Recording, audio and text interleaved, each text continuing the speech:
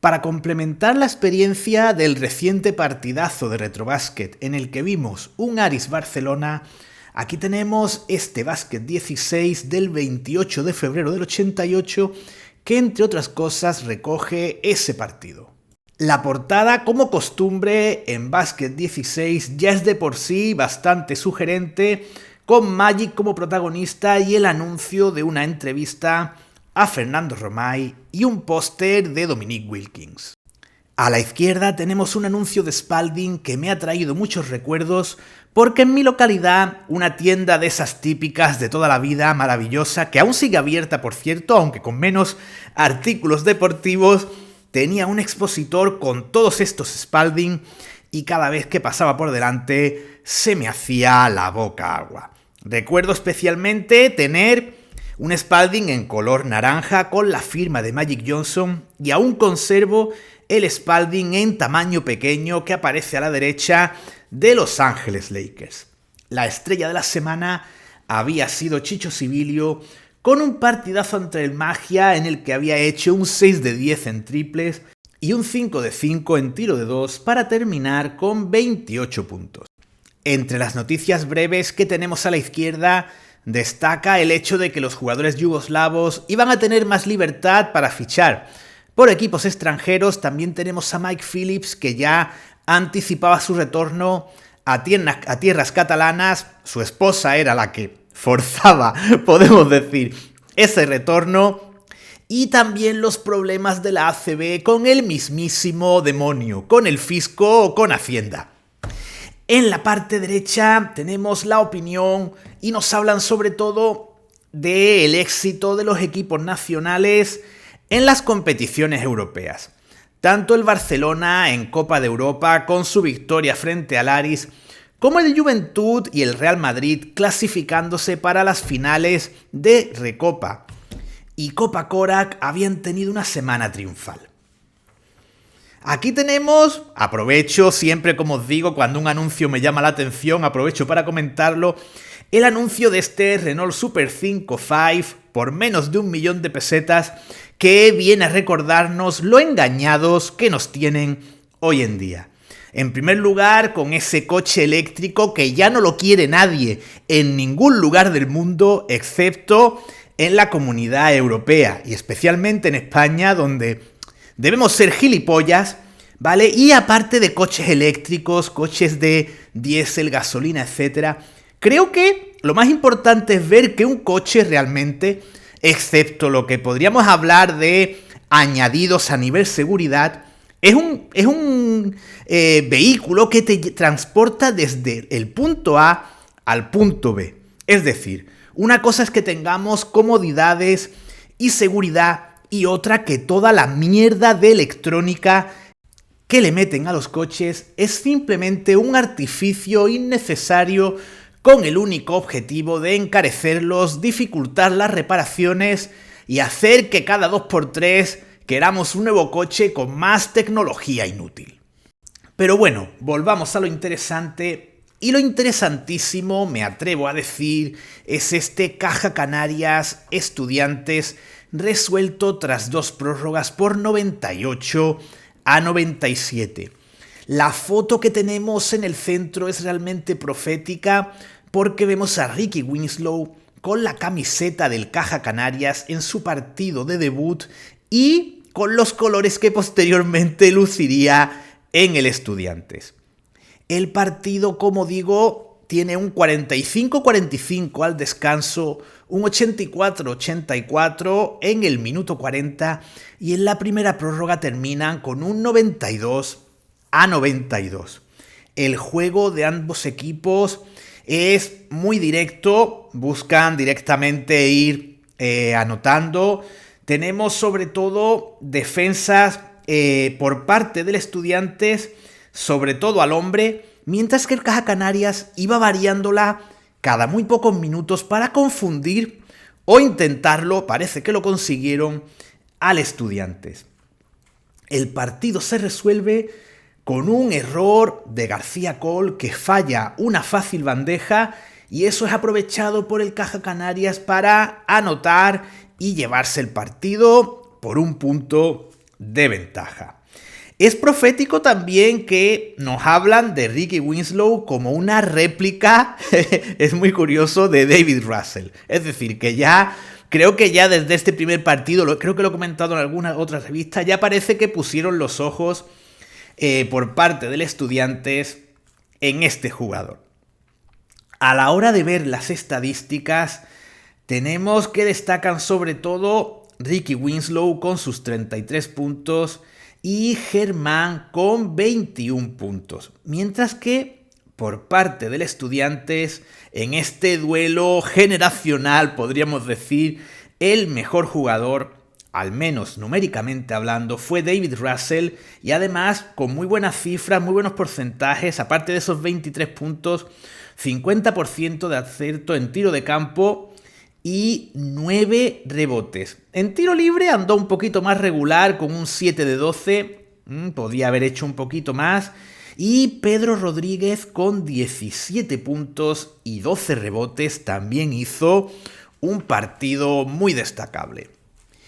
El Fútbol Club Barcelona derrotó tras la resaca del partido de Salónica por 91-75 al Magia de Huesca, pero fue un partido difícil. El Magia estuvo por delante incluso por 61-63, pero a partir de ahí el parcial fue de 30-12 a favor del Barcelona. Un parcial que les dio la victoria, igual que ese 0-12 que tuvieron frente al Aris, con el cual terminaron la primera parte por delante. Si no habéis visto el Aris Barcelona que pusimos en el partidazo, realmente os lo recomiendo. En este caso, como hemos visto en la primera página de la revista, el mejor jugador con esos 28 puntos fue Chicho Sibilio, y destacan también los 16 puntos de Epi. Por parte del Magia, básicamente la pareja de americanos, Jackson y Hall, fueron los dos jugadores más destacables con 41 puntos entre ambos.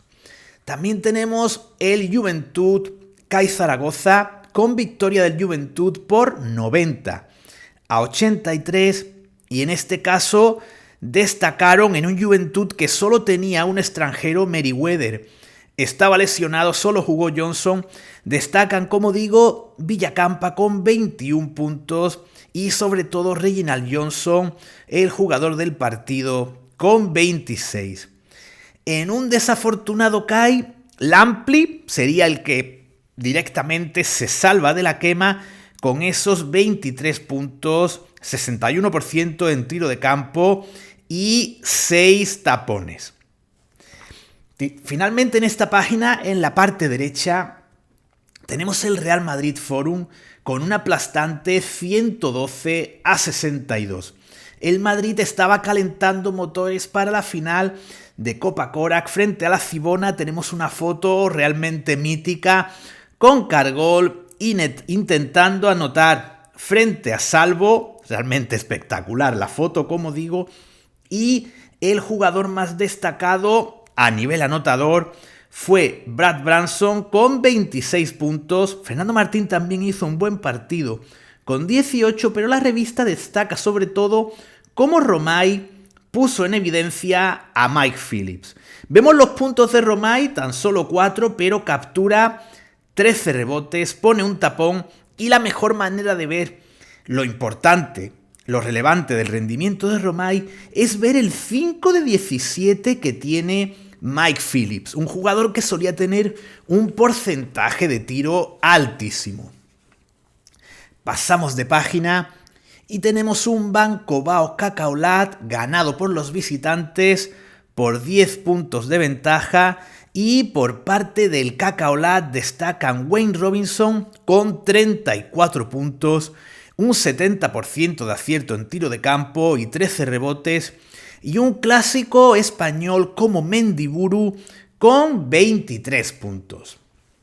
En el TDK Manresa Español gana el Español por un punto, 73-74, y llama la atención que el propio entrenador del TDK culpe a Kenny Simpson, de la derrota a pesar de sus 30 puntos. Proseguimos, nos quedan 2 partidos más por ver. La victoria aplastante por 19 puntos del Caja Bilbao en la cancha del Caja de Ronda, un Caja de Ronda en el que destacó Adrian Branch con 41 puntos y del que vamos a hablar también a lo largo de la revista. Y el Taurés Oximesa por su parte se resolvió con facilidad para un Taurés que contaba con Wilson como nuevo americano y que ganó por 107-91. Precisamente Wilson es el máximo anotador del partido con 26 puntos y destacan también los 15 rebotes de Michaud.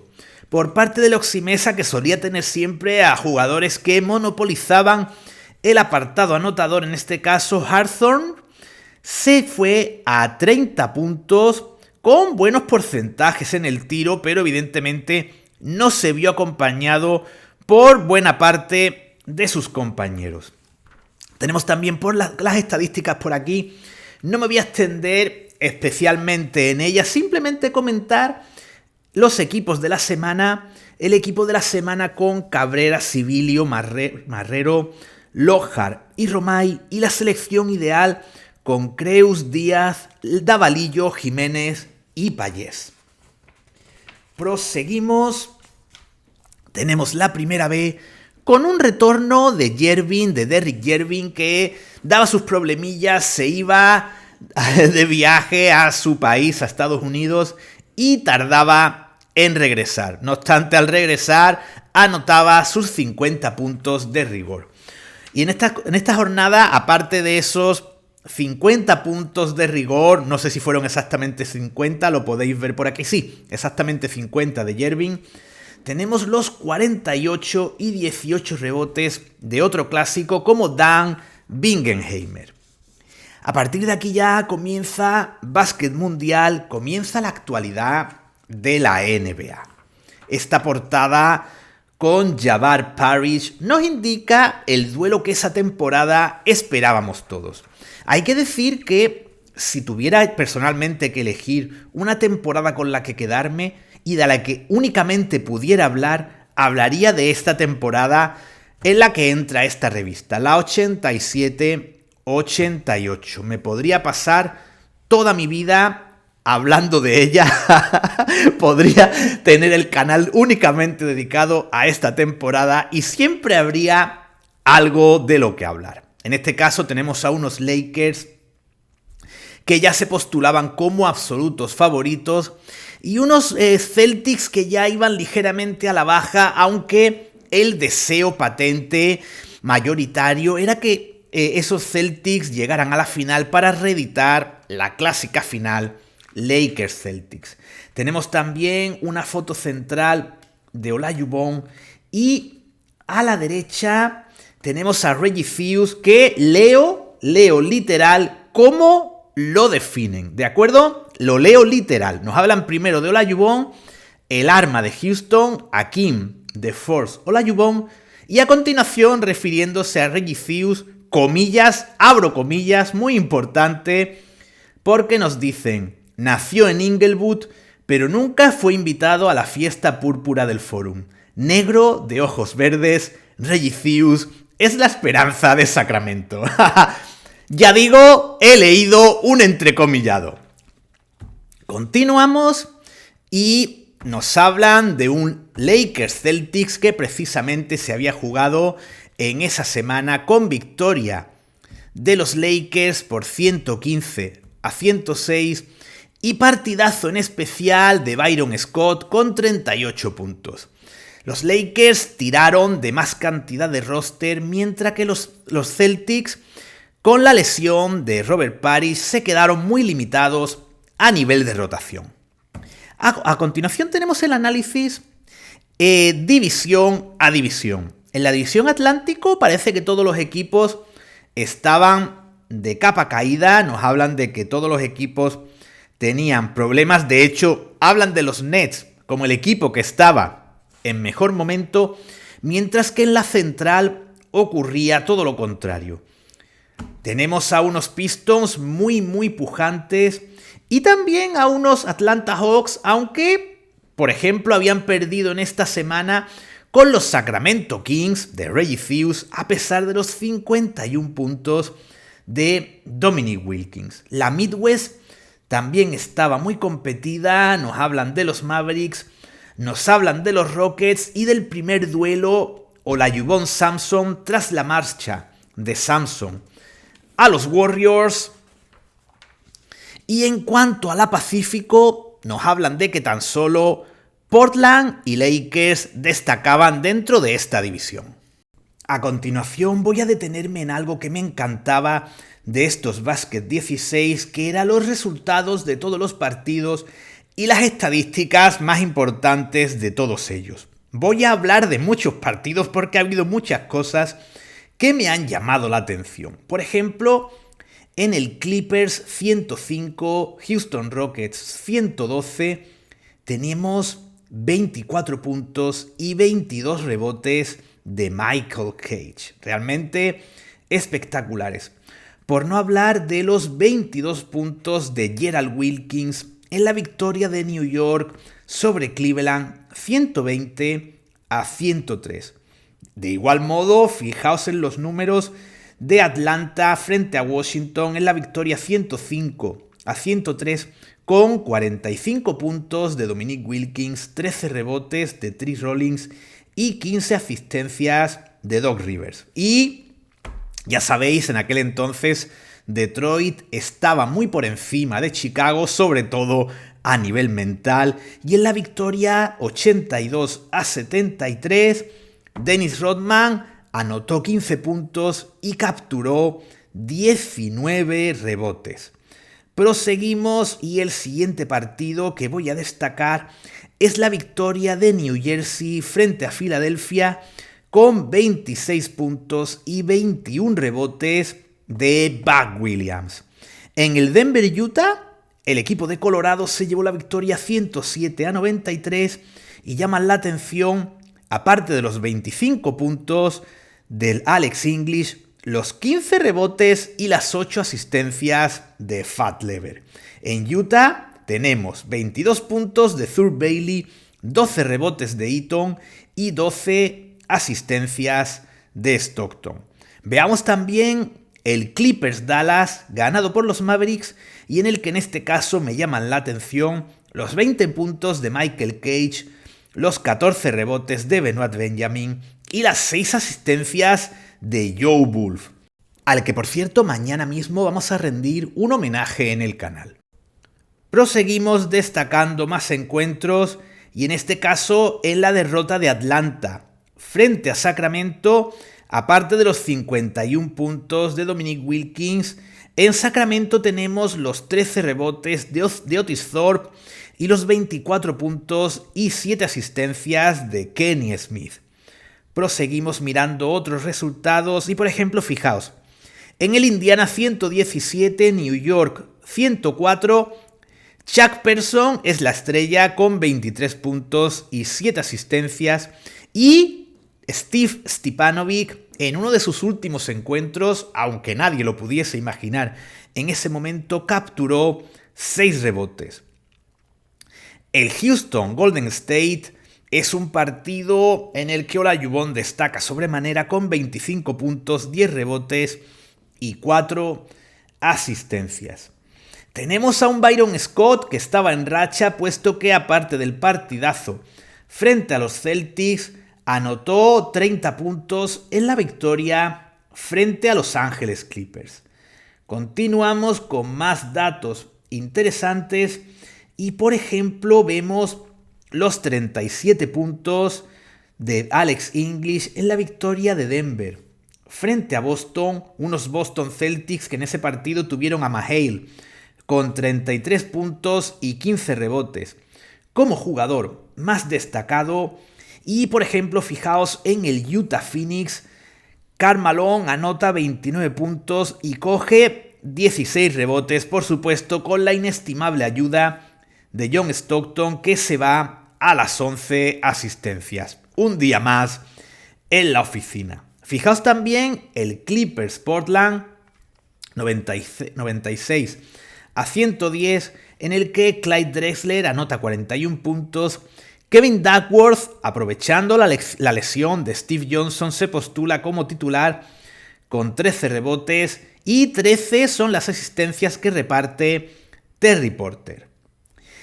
New York en ese momento contaba con un Gerald Wilkins, muy inspirado, y en este caso anota 19 puntos, es el máximo anotador de su equipo en la victoria frente a los New Jersey Nets, en los que el máximo anotador fue Roy Hinson con 26 puntos. Proseguimos y fijaos el Detroit-Filadelfia. Filadelfia cae, como era costumbre, ante equipos superiores como los Pistons, pero Barkley anota 32 puntos, captura 14 rebotes y reparte 6 asistencias. El mejor partido de Jordan en esta semana es el que le enfrenta a Atlanta, evidentemente, como siempre, muy motivado frente a Dominique Wilkins, y se va a 32 puntos por 25 de Wilkins y también captura 13 rebotes y reparte 8 asistencias, al filo del triple doble. ¿Y qué decir de Walter Berry y sus 31 puntos en la derrota, eso sí, de los San Antonio Spurs por 122 a 126 frente a un Golden State en el cual destacan los 27 puntos de Chris Mullin y los 7 rebotes de Ralph Sampson. Y finalmente vamos también a destacar, por ejemplo, el Utah-Portland, en el cual Utah gana y tenemos 32 puntos y 17 rebotes de Thurl Bailey. No sirvieron los 31 puntos de Kevin Duckworth. Y por último, fijaos, el Phoenix 106, Boston 107 con, ojo, 49 puntos, 12 rebotes de Larry Bird. Debajo tenéis todo lo que serían las estadísticas y clasificaciones de la temporada. No voy a detenerme especialmente en ellas, simplemente se ve claramente el liderato en cada una de las divisiones. Boston, Detroit, los Lakers y Dallas tenían un liderato fácil. Quizás Detroit era el equipo que lo tenía un poco más difícil, con Atlanta más pisándole los talones, pero ya sabemos que Atlanta, según se acercaba la etapa final de temporada, siempre iba perdiendo fuelle.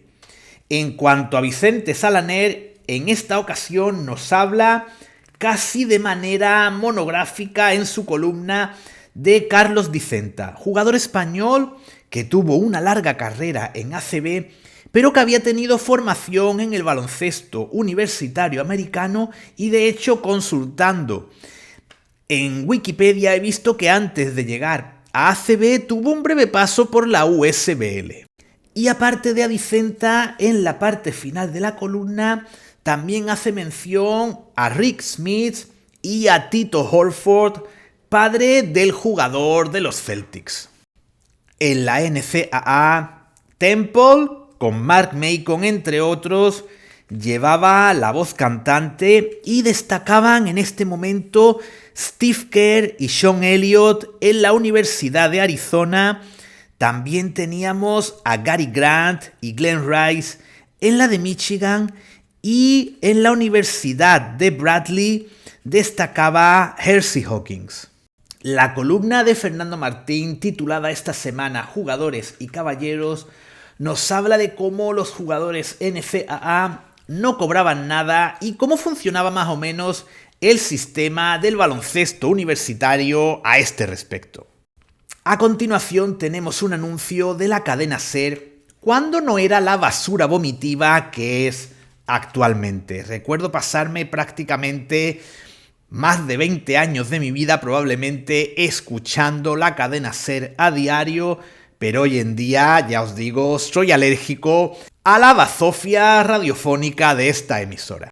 Dejamos atrás la bazofia y vamos con una auténtica maravilla como este póster de Dominique Wilkins, una auténtica joya que se mantiene en la revista porque esta revista la adquirí recientemente. De lo contrario, el póster estaría arrancado perfectamente conservado, pero no estaría en el centro de la revista. Precioso póster, como la mayoría de fotos de Dominic Wilkins. A continuación tenemos el típico anuncio de las botas de Petrovic que salía en todas estas revistas, y tenemos el análisis, el resumen del Aris 93 Barcelona 107. No voy a extenderme sobre él porque, ya os digo, tenéis el partido entero a vuestra disposición en el canal. Simplemente decir que ese individuo que aparece en la esquina superior derecha estaba, como podéis ver en el partido, prácticamente a pie de cancha haciendo volteretas. También me parece muy bonita la pancarta de ese espartano abatiendo de una manera realmente agresiva a ese toro que evidentemente simboliza al equipo español. Tenéis por aquí todas las estadísticas del partido, con Galis con 34 puntos que a la postre fueron estériles, mientras que en el Barcelona los 25 y 29 puntos de Norris y Epi, respectivamente, marcaron las diferencias. El partido tuvo un final accidentado con lanzamiento de todo tipo de objetos que también podéis ver en el final de la retransmisión. Y curiosamente indican, la grabación que encontré era de la televisión griega, pero indican que en España hubo algún tipo de problema porque interrumpieron la emisión, pusieron el sorteo de la Bonoloto o algo así, no sé. Algo realmente inaudito. En la derecha tenéis el resultado de los demás partidos de competición europea de esa semana, así como la clasificación, los máximos anotadores, el quinteto ideal, con Solozábal, Yamchi, Gorovic, McAdoo y Norris precisamente el máximo anotador, la clasificación, como hemos dicho, y los partidos de la siguiente jornada. En Recopa, semifinales, el Juventud perdió por 17 puntos en cancha del Bayern, pero de igual forma estaban en la final frente al Limoges, puesto que en el partido de ida habían ganado por 23 puntos. Esto de los partidos ida y vuelta en baloncesto realmente me resulta realmente extraño. Normalmente suelo ser muy favorable a todo lo antiguo, pero en este caso eso de que se resuelvan las cosas por el parcial total de partido de ida y partido de vuelta me parece realmente antinatura y extraño, pero fue algo que se hizo durante muchos años. En el partido, poco que destacar de un Juventud que lo que hizo fue simplemente mantener distancias para no caer por más de esos 23 puntos. Y en el Bayern destacaron jugadores, los americanos sobre todo, Devereux y Johnson. Entre los dos jugadores se fueron a 40 puntos. Y como decimos, en el Scavolini Limoges, aunque el Scavolini ganó el encuentro, el equipo que iba a jugar la final frente al Juventud era el equipo francés. También tenemos la semifinal de Copa Korak, y en este caso el Madrid se había impuesto con relativa facilidad por 81-72 frente a la Estrella Roja. Tenemos en el Real Madrid a Wendell Alexis como jugador más destacado con 24 puntos. También destacan los 10 rebotes de Brad Branson y la dirección de Corbalán. Corbalán anota 7 puntos, a nivel puntos el partido es discreto, pero se ensalza mucho su dirección de juego en los 20 minutos que disputa. Ya sabéis que Lolo Sainz no era muy dado a las rotaciones. La primera parte la jugó Llorente, que no estuvo muy acertado según cuentan, y en la segunda parte salió a la cancha Juan Antonio Corbalán. La final se iba a disputar frente a la Cibona, que derrotó por 101-89 al Hapoel. Petrovic se fue a 37 puntos y en el Hapoel destacaban los 35 de Linton Towns. viejo conocido de la afición española. Y voy a leer íntegro porque merece la pena, muestra el carácter del individuo. Voy a leer íntegra, como digo, la columna que escribe Drazen Petrovic. Atención, porque tenemos un ego que no cabe en todo el ciberespacio. Mi crisis particular.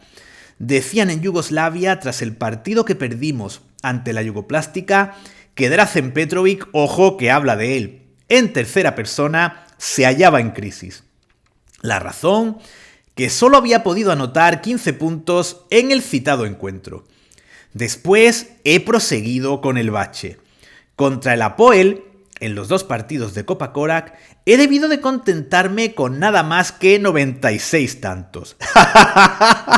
59 en Tel Aviv y 37 en la vuelta. Creo que sí, que estoy en crisis.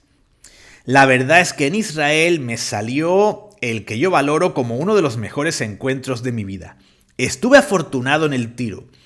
Tuve una buena racha de triples y cuando los israelitas me marcaron de cerca, pude encontrar a compañeros solos a quienes darles el balón para que anotaran. Me enorgulleció la ovación que recibí del público que, al principio, nos había tratado con bastante hostilidad. En suma, quiero significar con todas estas puntualizaciones que cualquier falsa imprecisión ante la final europea que hemos de disputar con el Real Madrid debe quedar despejada. Yo voy a jugar ante el Real con el deseo de ganar de siempre y aunque sinceramente no esperaba hallarme en tan buen momento atacante, lo cierto es que el Drazen Petrovic, que va a alinearse en la final de la Korak, será un jugador a sus mejores niveles. Pero si tanto me alegran las cifras que he conseguido ante el Apoel, se trata más que nada por el hecho de que todos aquellos que me odian en Yugoslavia han quedado en evidencia. Sé que en Madrid querrán ver al mejor Petrovic. Que estén tranquilos, yo prometo que lo verán. Espectacular, tan brillante en la cancha como fuera de ella. La sección People realmente tiene unas noticias espectaculares. Teníamos a Sabonis al borde de la retirada. Habla el médico que le operó, el cirujano Kęstutis Vitkus, y lo que leemos parece más la narración de un carnicero que no de un cirujano. Demasiada suerte tuvimos de que Sabonis pudiese seguir jugando. También tenemos a Fratello, que evidentemente se apuntaba a todas, había sido invitado a un clinic y no iba a faltar, y decían que quizás Dominic Wilkins estuviese. Evidentemente ese quizás era la manera de que más gente se apuntase a ese clinic. Curiosamente también tenemos una mención a Lloyd Daniels en su época pre-NBA, cuando era un auténtico cabeza loca, y desgraciadamente vemos aquí, por ejemplo, cuando estaba en los Topeka Sizzlers de la NBA, como no aceptaba los controles que le podían hacer para controlar su consumo de sustancias. No comentó nada de las noticias de la página derecha porque sería anticipar una bomba que tendré en varias semanas. Así que pasamos ya a lo que sería el siguiente partido de Cerca de las Estrellas. Chicos, este viernes no va a dormir nadie porque tenemos un Hawks Lakers. Aquí tenemos a los componentes de ambos equipos, nos hablan de todos ellos y sinceramente no sé si esa noche trasnoché o no trasnoché, pero en caso de hacerlo, ya os digo, no sé qué estaba haciendo esa noche del 88, me imagino que vería el partido, pero ya os digo, en caso de hacerlo, el disfrute con estos dos equipos en liza sería máximo. Proseguimos y en A Toda Cancha la verdad es que tenemos información realmente espectacular. El Bosco de La Coruña, por unas deudas que aparecen aquí descritas de varios millones de pesetas, se veía obligado a cerrar sus puertas, el equipo desaparecía y tenemos a Curtis Berry, una entrevista a Curtis Berry, jugador del Breogán, que la entrevista es realmente espectacular. Nos comenta cómo se creía capacitado para jugar en los Clippers, pero finalmente decidió jugar en el Limoges porque le pagaba más dinero. También hablaba de que no tenía hijos y que su mujer estaba en Estados Unidos, pero que estaba muy contento porque contaba con la presencia de su perro. La verdad es que da la sensación de que Curtis Berry disfrutaba ampliamente de la noche. Yo ahí lo dejo y me encanta. Fijaos que a principio de temporada la entrevista no se anda con rodeos. A principio de temporada Curtis Berry tiene problemas para adaptarse. No puede jugar durante 3 semanas debido, atención, a una hemorroides. Y por supuesto sigue hablando de lo importante que era el dinero y de que evidentemente quería jugar o bien en el Real Madrid o en el Barcelona o en algún otro país, pero siempre y cuando pagasen bien. Y me ha encantado también la noticia referente a Steve Ledesma, un jugador sobre el que uno de los espectadores del canal me preguntó, investigué un poquito, vi que había jugado en el Celta de Vigo, pero la noticia que tenemos aquí es realmente espectacular. Paso a leerla de nuevo como en la columna de Petrovic porque no tiene desperdicio. No tienen suerte en Vigo con sus americanos de Winters y Gills. Los anteriores extranjeros se escribió que eran amantes de la noite galega. Gills incluso se ha afincado, aunque ya no juegue, porque se lo pasa bien. Pero la noticia la protagoniza ahora Steve Ledesma, que no solo es amante de la movida nocturna de Vigo, sino que además es discreto. Discreto aparece en cursiva, como lo muestra el hecho de que apareciera en la portada del diario Atlántico local con un vaso largo en una mano y en la otra la pierna y en la otra mano la pierna de una amiga. La foto había sido tomada a las 4 de la mañana en una conocida discoteca. Ya lo había dicho al llegar, me encanta la música, las discotecas. La multa impuesta asciende a $1.000 y no se debe a que fuera sorprendido bebiendo, sino al horario tan poco deportivo en el que fue cazado por la cámara. A la derecha tenemos una entrevista a Charlie López Rodríguez y que, por cierto, esta entrevista, si la leéis, es complementaria con una que veréis la semana que viene en un nuevo básquet de varios años anteriores. En ese caso, López Rodríguez hablaba de su fichaje por el Magia de Huesca. Mientras que aquí ya lo tenemos en su etapa más veterano en el Lagisa de Gijón. Pasamos varias páginas, nos detenemos en la sección a la última, donde podemos ver esas camisetas no licenciadas pero preciosas de Lakers y Celtics y esas zapatillas Converse también de Lakers y Celtics realmente preciosas. Y un reloj en la parte superior derecha, un reloj en el que se podía leer Kiss Me Stupid, que hoy en día probablemente fuese tachado de políticamente incorrecto. Proseguimos con una entrevista con esta foto a lo Mad Max de Fernando Romay, el Destructor. Tenemos a un Romay muy contento con el rol que tenía en ese momento, con los minutos de los que disfrutaba, aunque ya se atisbaban problemas de rodilla, tenía problemas de menisco, aunque de momento no le impedían jugar. Tenemos también aquí una foto de Romay con sus padres y la entrevista es realmente interesante. Habla de todos los temas, de la futura llegada de Drazen Petrovic, de cómo lideraba a lo que es el sindicato de jugadores en sus disputas con lo que sería la ACB y la Federación.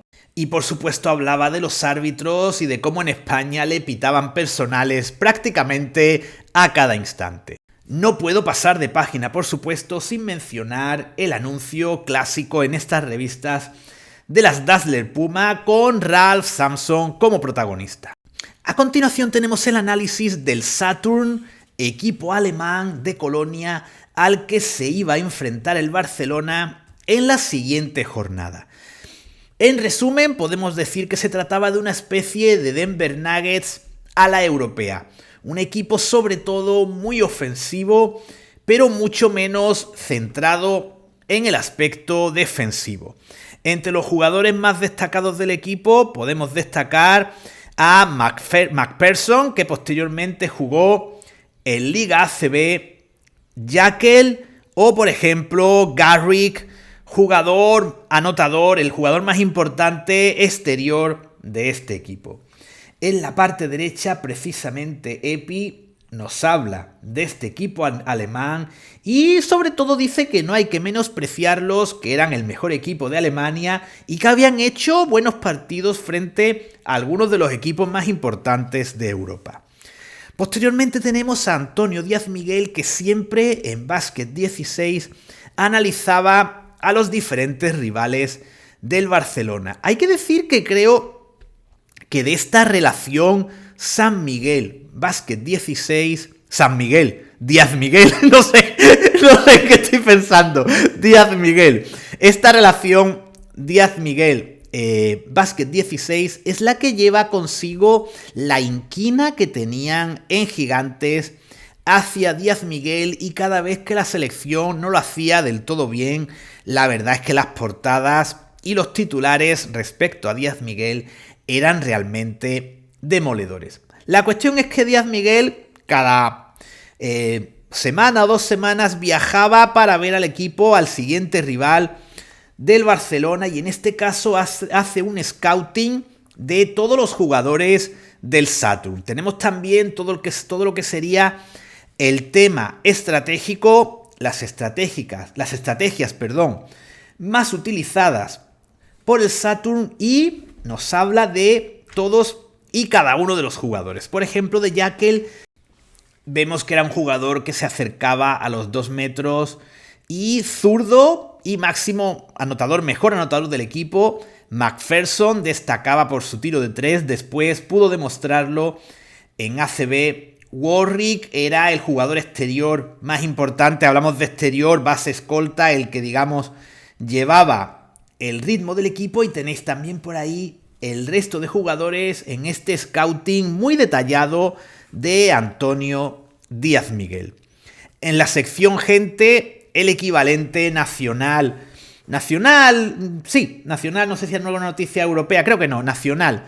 De la sección People tenemos varias noticias destacadas. Por ejemplo, comentamos antes que íbamos a volver a hablar de Adrian Branch y había sido multado por su mal comportamiento con $5.000 por el caja de ronda. Mal comportamiento que también había tenido Derrick Jervin, que estaba remolón a la hora de volver de los Estados Unidos. Tenemos aquí la noticia más desarrollada y también nos hablan de 2 recordados siempre por nuestra parte, como por un lado Sergio Luig, que en este momento era un joven jugador de high school en los Estados Unidos con 16 años, y de Fernando Martín, que tenía problemas físicos que el Real Madrid parecía que no era capaz de resolver. Y siguiendo con jugadores para el recuerdo, también nos comentan cómo tras la marcha de Jack Halley del Español, tras no tener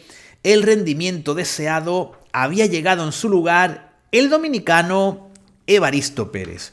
Y con esto y el absurdo siempre divertido del artículo de última página, el artículo historieta, mejor dicho, de humor, de Goma Espuma, en este caso titulado Éxodo, terminamos este Básquet 16, como siempre con una contraportada mítica, en este caso Las Kelme de Jordi Villacampa. Gracias como siempre por vuestra atención y en breve tendréis nuevos contenidos como siempre en vuestro canal favorito aquí en Retrobasket Spain.